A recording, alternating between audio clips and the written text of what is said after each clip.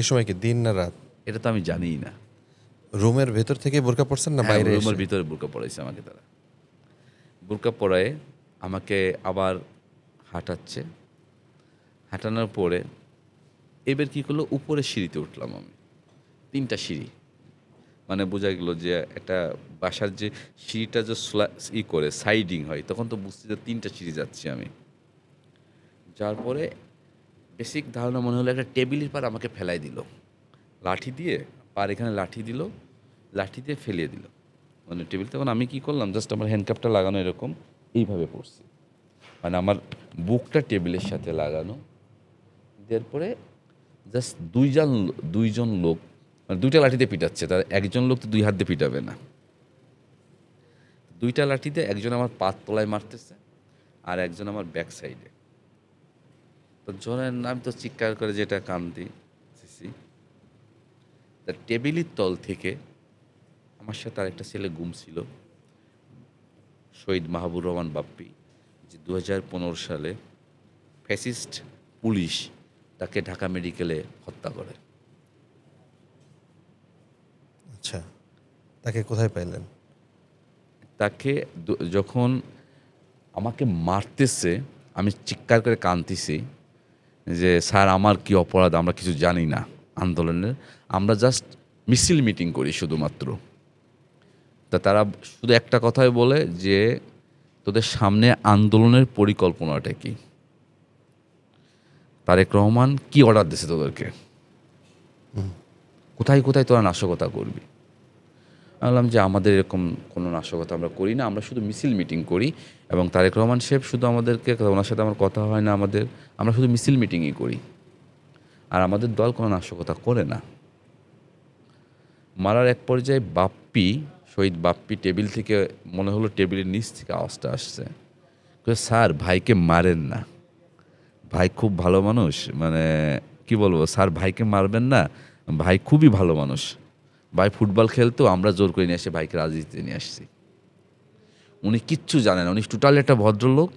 উনি জাস্ট আমাদেরকে টাকা পয়সা দেয়, হ্যাঁ মাঝে মাঝে আমরা চাটা খাইলে উনি বিল টিল দেয়, উনি কিচ্ছু জানে না, আমি সব জানি।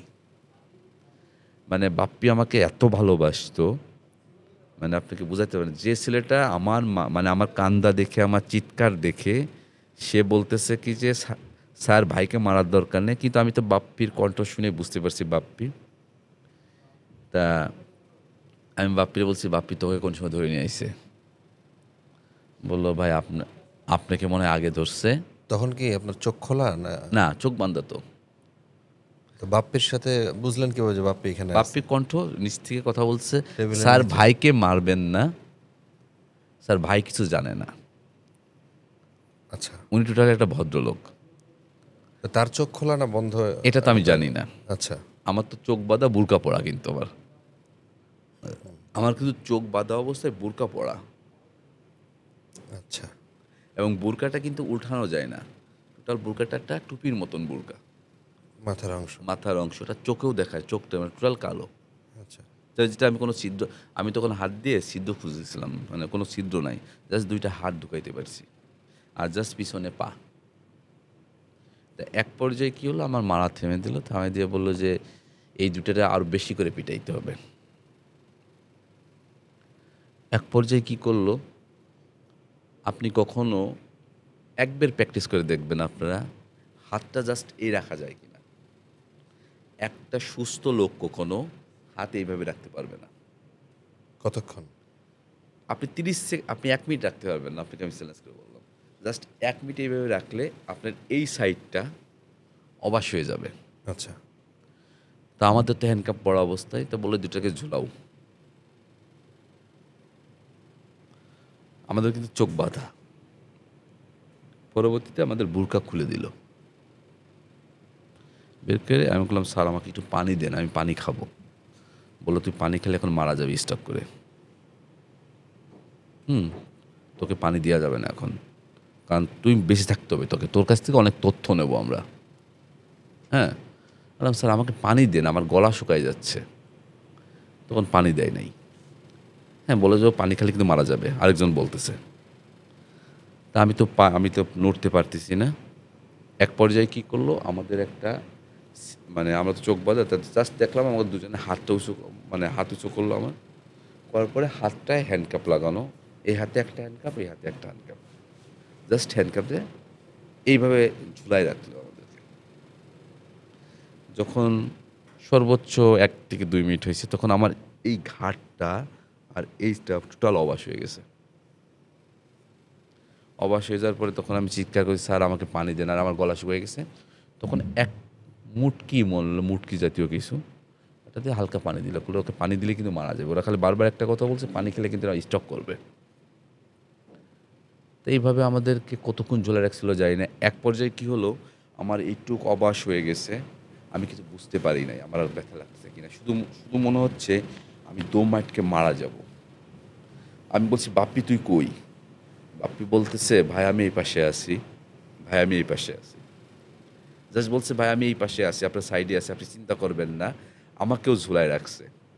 বাপ্পি যখন বলতেছে যে ভাইকে মারেন না, মানে সবচেয়ে ওর কাছে আমি ওর পরিবারের জন্য আমি কিছু করতে পারি নাই, কিন্তু বাপ্পি আমার জন্য অনেক করছে। যেটা বাপ্পি করছে কি, এক পর্যায়ে হচ্ছে বলছে যে সোহেল ভাই কিচ্ছু জানে না, সব আমি জানি, আপনারা সোহেল ভাইকে ছেড়ে দেন। তখন খালি একটা আওয়াজ পেলাম যে ভাই আমি মরে গেলাম। পরবর্তীতে যখন আমরা দুজনের সাথে দেখা হয়েছে, কারাগারে আমরা একসাথে সময় কাটাইছি, দেখছি বাপ্পির এখানে কাটা। তো বাপ্পি তখন আমাকে বলছিল, ভাই যখন আপনাকে আমি বাঁচানোর চেষ্টা করছি, তখন কি যেন আমার এখানে মারছে ওরা। মারছে মানে কিরকম, মানে ও যা করছে আমার জন্য আর দলের জন্য, বিএনপি কোনোদিনও ঋণ শোধ করতে পারবে না। মানে বাপ্পি আমাকে বাঁচানোর চেষ্টা করছে ওইখানে, যাতে আমাকে কম মারে। বারবার বাপ্পি বলছে যে ভাই ফুটবল খেলে, ভাইকে মারেন না আপনারা, ভাই কিচ্ছু জানে না। এই জন্য বাপ্পিকে এখানে মারছে। বাপ্পি শুধু বলছে, ভাই আমি মনে হয় রক্ত খাচ্ছি, জাস্ট এইটুকু বলছে। বাপ্পি বলছে, ভাই আমার ঠোঁটে রক্ত লাগতেছে, ওরা আমাকে পানি দিচ্ছে না, কিন্তু আমি রক্ত খাচ্ছি। এটা হওয়ার এক পর্যায়ে বাপ্পিকে আলাদা করে ফেলছে, আমাকে আলাদা করছে, আবার আমাদেরকে যার যার রুমে নিয়ে গেছে। নিয়ে যেয়ে ওরা কী করলো, মানে খাবার দিচ্ছে আমাদেরকে। তখন চোখ খুলে দিয়া ওই দিন ডিম ভাজি আর আলু ভর্তা খাইছিলাম, আমার মনে আছে, আর ডাল। খাওয়ার পরে এক পর্যায়ে আমি বুঝতে পারছি আমরা শেষ। তো তখন মানে বুঝে আবার কি ফেলছি। রুমে নিয়ে গেল মানে? হ্যাঁ, আবার আমাদেরকে রুমে নিয়ে গেছে। রুমে নিয়ে যাওয়ার পরে আবার যেদিন ওরা ভাত খাওয়ার পর ওরা নিজেরাই ওষুধ দিচ্ছে আমাদেরকে। না পা ওষুধ দিচ্ছিল, আমার মনে আছে এটা। আর মানে ডাইক্লোফেনাক দিচ্ছিল, তখন ডাইক্লোফেনাক পাওয়া যেত, এখন মনে হয় পাওয়া যায় কিনা জানি না। হ্যাঁ, ডাইক্লোফেনাক ওষুধ দিচ্ছে। টিস্যু নিয়ে হ্যাঁ, ওষুধ দেওয়ার পরে আপনার খাইলাম, মানে ওষুধ খাওয়ার পরে ঘুমাইছি। আমি চিল্লাই, বাপ্পি আসিস কিনা পাশে, বাপ্পি আসিস কিনা।